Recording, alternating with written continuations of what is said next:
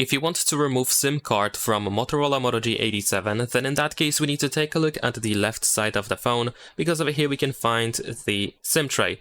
There is also this SIM tray hole which we need to use in order to pop the SIM tray out of the phone. So we're gonna use the SIM eject tool. You should be able to find yours inside the box, and then you need to put it into this hole. Just put it in, and the eject tool shouldn't really go that deep in, only like a little bit.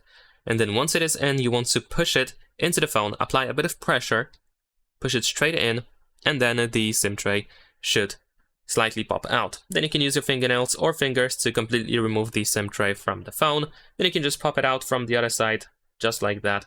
There we go. And then put the SIM tray back into the phone. Keep in mind that this is the front side or the upper side. I think here it even says face up. And then we should be able to just put it back into the phone. Just slide it in with your finger. Make sure that it is fully in. And that is pretty much it. Leave a like and subscribe.